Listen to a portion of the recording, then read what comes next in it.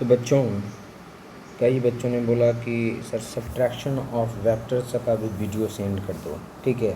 हालांकि बेटा जैसे एडिशन ऑफ वेक्टर आपने पढ़ा था उसी का जो अपोजिट है बेटा, ठीक है, एक वेक्टर जो है अपोजिट कर देंगे दूसरे वेक्टर के, ठीक है। तो यहाँ पे सब्ट्रैक्शन हम करते थे, लेकिन चलो हमने डिस्कस किया था जूम पे पूरे अच्छे से, लेकिन फिर भी आपने बोला कि सर इसका भी वीडियो सेंड करो, मैं सेंड कर देता हूँ इसका वीडियो बना करके। तो the subtraction of vector B from a vector A is equivalent to the addition of vector A and the negative vector minus B। Addition ही है, A का एडिशन है किसके साथ, माइनस बी के साथ। जो B वेक्टर है उसको अपोजिट डायरेक्शन में लेंगे तो माइनस बी होगा। अब A वेक्टर और माइनस बी वेक्टर को जब सब ऐड कर दोगे तो A माइनस बी आ जाएगा।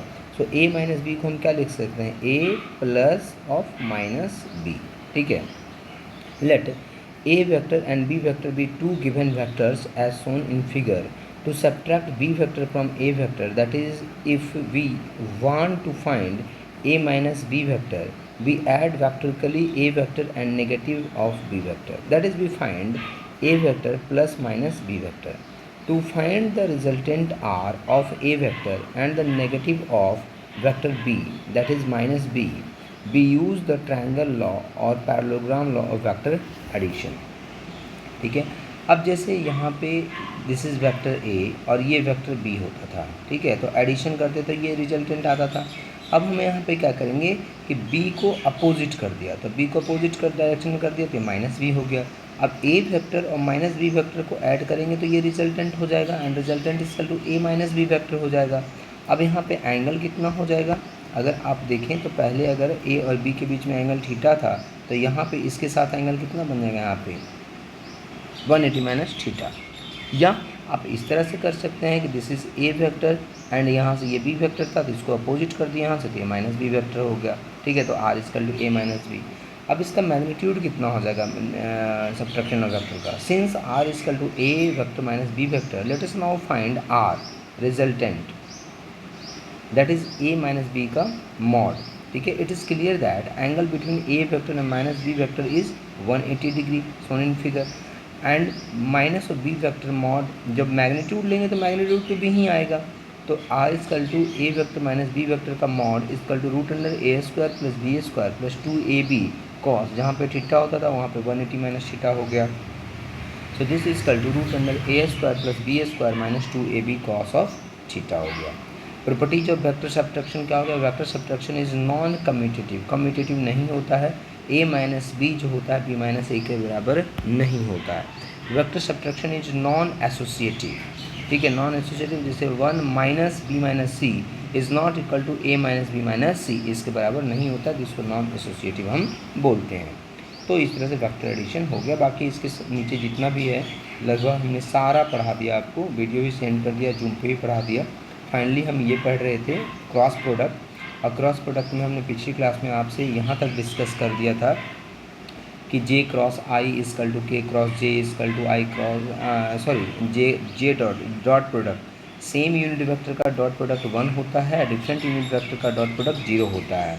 फिर क्रॉस में हमने डिस्कस किया था कि cross product of unit vector, जैसे आई क्रॉस आई है तो आई क्रॉस आई है तो थीटा की वैल्यू कितनी हो जाएगी, 0 डिग्री।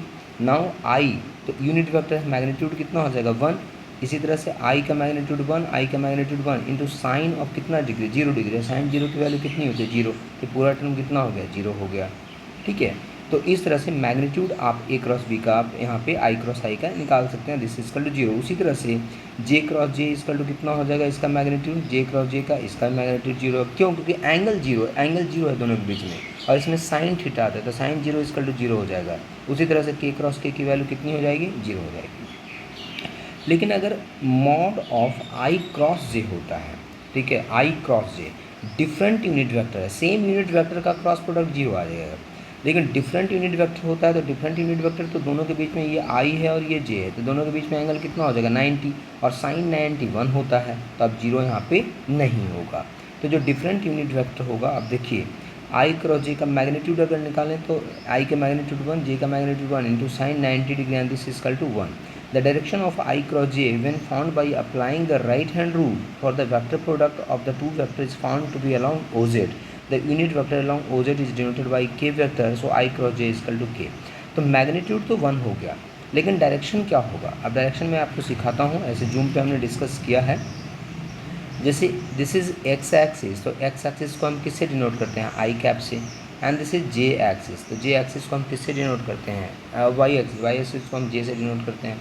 अब हम क्या करेंगे, यहाँ पे एक स्क्रू रखेंगे, यहाँ पे क्या रखेंगे? एक स्क्रू रख लिया, और इसके ऊपर स्क्रू के ऊपर स्क्रू ड्राइवर रख लिया यहाँ पे, ठीक है। अब हमें निकालना क्या है? आई से जे निकालना है। और ये जो याद रखना कि ये जो एक्सिस है, ये कौन सा एक्सिस है? जेड एक्सिस है, अपवर्ड डायरेक्शन में। अगर इस प्लेन में आपने एक्स और वाई बनाया है तो ये जेड एक्सिस मतलब के डायरेक्शन है, इधर अपवर्ड डायरेक्शन में। अब आई क्रॉस जे अगर स्क्रू को घुमाते हो आई से जे के टुवर्ड्स में, तो स्क्रू कहाँ जाएगा? ऊपर जाएगा, खुलेगा, ओपन होगा, स्क्रू ऊपर आएगा। जब ऊपर आएगा तो डायरेक्शन आपका क्या होगा? जेड डायरेक्शन में होगा। मतलब आई क्रॉस जे का डायरेक्शन कितना हो जाएगा तुम्हारा? के डायरेक्शन में हो जाएगा। सो I cross J is equal to के होगा। तो इसी तरह से आप स्क्रू रूल से आप यहाँ पे डायरेक्शन निकाल सकते हैं, ठीक है। तो I cross J is equal to कितना हो जाएगा? के हो जाएगा, ठीक है। इसी तरह से जे क्रॉस के इजकल टू आई हो जाएगा, एंड के क्रॉस आई इजकल टू जे हो जाएगा, ठीक है। तो I cross J is equal to के, जे cross K is equal to I, and के cross K is equal to k cross I is equal to जे। अच्छा, इसका अगर अपोजिट करते आप, जैसे कि अगर ये एक्स एक्सिस है, अगर ये आई कैप है और ये अगर जे कैप है, ठीक है, इसका अपोजिट निकालते हैं। यहाँ पे स्क्रू रख लिया, ठीक है, यहाँ पे स्क्रू है, स्क्रू ड्राइवर ले लिया हमने क्या किया? जे से आई घुमाना है इसको, जे से आई। तो ये स्क्रू कहाँ जाता? अंदर जाता। तो अंदर कौन सा है? माइनस जेड डायरेक्शन है, तो माइनस के आता। मतलब अगर जे क्रॉस आई हम निकालते तो इसकी वैल्यू कितनी आती? माइनस के आता इसका वैल्यू। तो ये डायरेक्शन से पता चलेगा कि माइनस के आएगा, के आएगा, क्या आएगा, ये डायरेक्शन आप देखेंगे, डायरेक्शन किस डायरेक्शन में है। तो सिंस द क्रॉस प्रोडक्ट, अच्छा तो यहाँ पे देखो ये भी पॉइंट लिखा होगा, since the cross product is non commutative, so A cross B is minus B cross A. सीधे सीधे तो जो यहाँ पे I cross J is equal to अगर के आया है तो सीधे J cross I is equal to minus K हो जाएगा, K cross J is equal to J cross K is equal to I आया है तो K cross J is equal to minus I हो जाएगा, K cross J is equal to J आया है तो I cross J is equal to minus J आ जाएगा। अच्छा, इसको याद कैसे रखना है कि कौन से दो यूनिट वेक्टर का क्रॉस प्रोडक्ट लेंगे तो क्या आएगा? याद रखने का तरीका ये है कि जैसे यहाँ पे आई ले लिया, ठीक है, यहाँ पे जे ले लिया और यहाँ पे के ले लिया। अगर एंटी क्लॉकवाइज डायरेक्शन में आप क्रॉस प्रोडक्ट करते हो, जैसे के क्रॉस आई करोगे, के क्रॉस आई, अगर एंटी क्लॉकवाइज में आप घूम रहे हो तो पॉजिटिव वैल्यू आएगा। और दो का अगर क्रॉस प्रोडक्ट निकालोगे तो आएगा तीसरा यूनिट वेक्टर, लेकिन वो क्या आएगा? पॉजिटिव में आएगा, ठीक है। जैसे अगर यहाँ पे आई क्रॉस जे लें तो आई क्रॉस जे इसका तो कितना हो जाएगा? के होगा और ये पॉजिटिव वैल्यू आएगी। जे क्रॉस के लोगे तो क्या आएगा? आई आ जाएगा और पॉजिटिव वैल्यू आएगी। तो इस तरह से इसको याद रखने के लिए मैंने इस तरह से बना दिया है। और अगर यही क्लॉकवाइज लोगे तुम, आई क्रॉस के लोगे तो माइनस जे आएगा, तो माइनस यूज करना है यहाँ पे, ठीक है। इसके बाद है a scalar product of two vector in terms of rectangular component.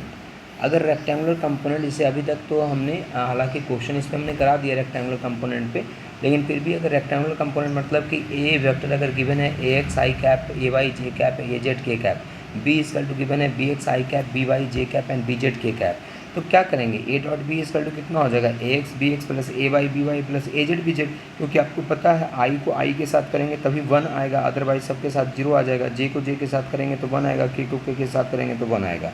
तो इस तरह से ये हो गया vector product of two vector in terms of rectangular component. अगर वेक्टर प्रोडक्ट निकालेंगे, ए क्रॉस भी निकालेंगे, तो इस तरह से इसकी वैल्यू यहाँ पे आ जाएगी। अच्छा, एक डिटर्मिनेंट फॉर्म होता है, अगर आप आगे पढ़ेंगे आप मैथमेटिक्स में जो इनका मैथ होगा वो मैथ में पढ़ेंगे कि डिटर्मिनेंट फॉर्म ए क्रॉस बी को हम इस तरह से लिख सकते हैं। तो इसको मैं जूम पे डिस्कस कर दूँगा। तो इस तरह से बच्चों ये आपका कंप्लीट हो गया वेक्टर।